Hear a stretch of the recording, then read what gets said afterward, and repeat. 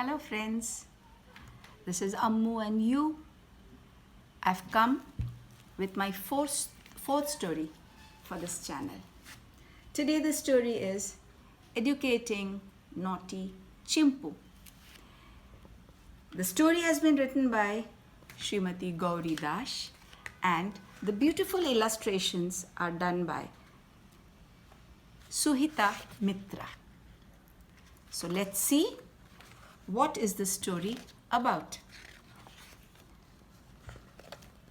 There was a lovely forest, dense and filled with many wonderful plants and trees. And the trees were growing so tall that the sunlight even could not reach the ground. So the forest was cool all year through. No human beings lived there, but it was home to many animals, birds and small creatures. They were all called Piplis, and the forest was named Piplivan. In that forest lived a beautiful rabbit couple named Tiku and Tiki. Tiku was fluffy, white, and had red lips and very handsome to look at. But what was most important, that he was ever ready to help. He was always there for everyone. And his lovely wife Tiki, she also was equally helpful and sweet. And on top of it was a great cook. She cooked so well that the aroma of the food spread all around the forest. And the animals came and she would feed them happily. Now both of them lived happily there and they loved children. They played with others' children, loved them. But they were a bit sad that they did not have a child of their own. So they kept praying to God, asking for one. And finally, God blessed them with a cute baby. They were overjoyed and they called for a feast. Everyone came, they came with gifts and they celebrated the arrival of lovely baby who his parents named Chimpu. Now, Chimpu was growing up fast. One winter, it was very harsh and cold, and Chimpu's mother, Tiki, fell ill. The doctors in the Piplivan could not treat her, and she died. Now, Chimpu and Tiku both were very sad. Tiku started taking care of Chimpu alone, but in doing so, he started pampering Chimpu a lot. What does pampering mean? Pampering means giving too much of love, and too much of anything is not good. So Chimpu was growing up to become a naughty, indisciplined, disobedient rabbit. He would be running after frogs, birds, pulling their tails, troubling them. And they would come complain, Tiku. Tiku would feel very sad that how could his child be so troublesome and unruly? He kept thinking what to do and then came up with an idea. He thought he would send Chimpu to school. So he took Chimpu and went to meet the teacher in school of Piplivan. He bowed in respect and said, Guruji, please take my son under your wings.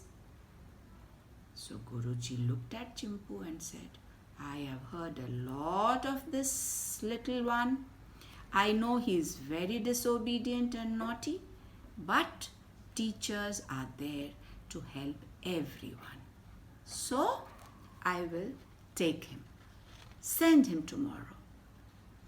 Now Tiku said, I will pay the fees whatever I can.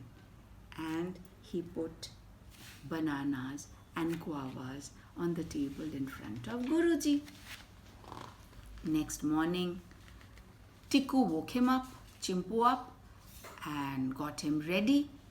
Then gave him a notebook and a pencil and sent him school. Chimpu did not like going to school, but Tiku said, no, you have to go. Nothing doing. I will not listen to anything. You will have to go to school like all the other kids are going. So Chimpu reached school. Now there he was feeling bored. He did not like school at all. And he knew nothing. When Guruji asked everyone to write, he did not know what to write. All the children were writing on their desks. And what was Chimpu doing? Bored, he fell asleep. When Guruji saw him sleeping in class, Guruji was absolutely shocked and angry. He took his cane and hit it on his table. Said, what is this happening? You are sleeping in my class? Chimpu got very scared, was terrified, and how he hated going to school. Now next morning again, as his father sent him to school, he came up with a very bad idea, naughty idea. He hid his notebook and pencil in a bush and put his school shoes there and then ran to find his friend Manju the monkey. Manju was equally naughty and both of them kept playing the whole day, here and there, troubling everyone. Now this continued for many days and his father Tiku had no idea what his child was doing. Now Chimpu had a squirrel friend, Chillu. He was very cute and a good friend.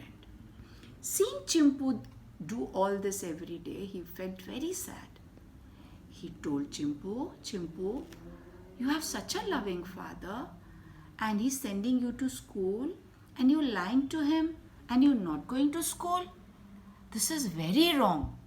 Please go to school and do not do like this. Chimpu got angry. He said, oh, you shut up, Chillu. Why don't you go to school, giving me all these lectures and all? Chillu became sad. He said, I wish I could. You know, I was born on a rooftop of a building. And after giving birth, my mother ran to bring some food. Then she never came back. I kept on waiting. I was an infant and hungry. And I was crying, chirr, chirr, chirr, and moving. I fell off the roof top and into the room of this girl. A girl. She was a very kind girl. She took me in her hands and fed me milk with dropper. I had my heart's fill. Then onwards, I stayed with this little girl. She would feed me. I would keep playing here and there. And as soon as she would call me, I would run back to her. She would feed me milk and puffed rice. One day, as I was coming back, a big tomcat saw me and chased me. I was terrified. I ran, and I kept running. And then I found myself here in the forest. And then I could not find the way to return to the little girl's home again. Since then, Piplivan became my home. And how can I go to school? Who will pay fees? I have no one to pay my fees. But you have your father, Chimpo. You must go to school. Chimpu paid no heed. He said, rubbish. I'm not listening to you. I'm going to have fun. And he went away. When he went away, he saw a line of tiny ants going on the ground. He felt curious. He said, what a long line. What are they doing? They were carrying something. He thought of an evil plan and he started jumping on those ants. Imagine jumping on such tiny creatures. The queen ant came out of the anthill. You know what an anthill is? The house of ants, where the ants live and sometimes the termites also live. It is under the ground. Now, the queen ant came out and she said, hey, you naughty rabbit, what are you doing? You jumping on us? You killing us? Shoo, go away. But Chimpu would not listen. He said, of course I will do whatever I feel like. What can you do, you tiny bits? Then Queen Ant got angry. She said, okay, I'll show you what we can do. And with one sign, all the ants attacked Chimpu. And here, look, bit him all over the body. Chimpu started screaming in pain, screaming. And then Chillu came running to see what had happened and saw that this had happened. Then, crying, Chimpu ran to his father. His father said, what has happened? He said, look, those silly ants have done this to me. No, Chimpu, why did you have to go near those anthills? They are their houses. We must take care of the little creatures. We cannot trouble anyone. We should all help each other. Come, I will put some herbal oil on your body. So he put the oil and Chimpu felt relief.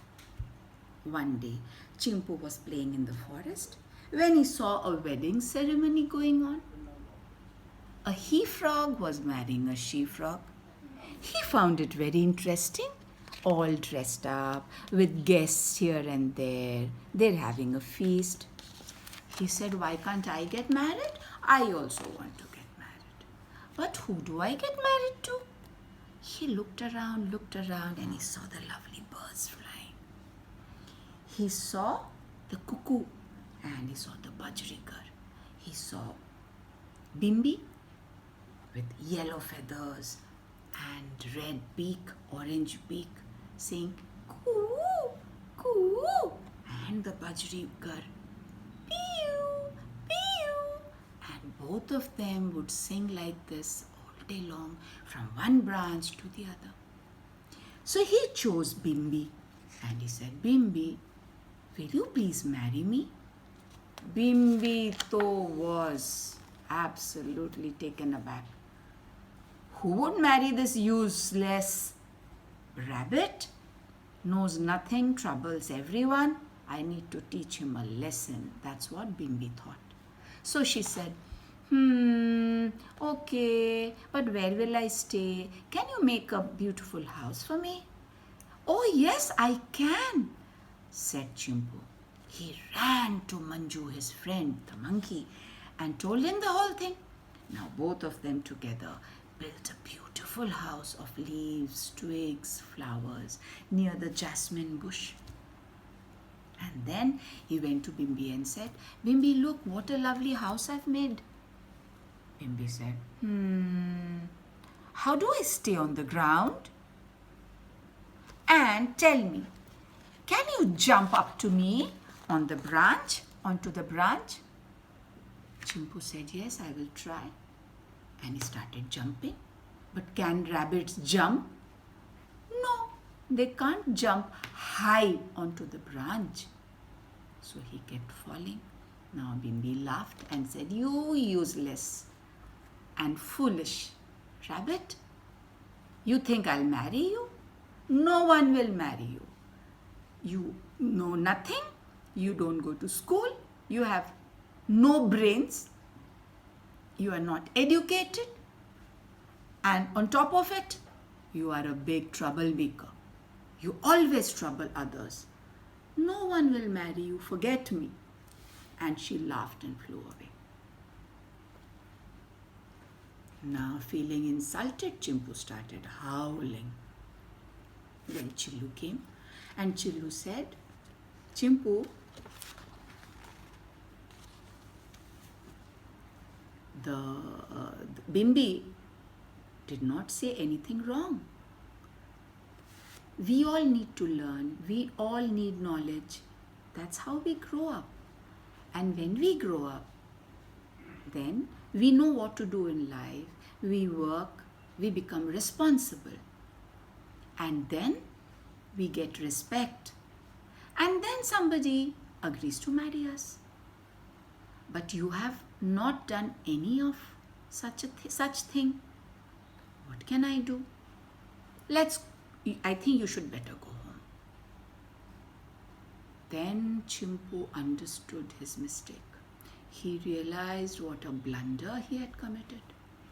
He told Chillu, "Chillu, you are a very true friend. Come home with me. Both of us will go together." They went to Tiku, and when he told everything to Tiku, Tiku hugged him and said, "I'm so glad you've realized your mistake." And Chimpu said, "Father, I'll go to school now." And he started going to school. He became a brilliant child and he finished his studies. He became responsible. Everyone started loving him. And when he grew up a bit more, his father got him married to a beautiful, cute squirrel, Gauri. Now, Chullu also was going to school with him. Chullu also had become responsible. So, Chullu, Chimpu, Tiku, and Gauri, they all lived happily together in Piplivan. So, children, this story was to show the importance of education in our life. We need to go to school to learn new things, what the world is about, to find out. And so it is good for our own selves. By going to school, we are not doing good to anybody else, but to our own selves. So we should do it happily and joyously. I hope you loved the story. Please feel free to comment, and again next Saturday I will come up with a new fun story for all of you. Love you kids. Stay happy and stay safe. Ammu and you.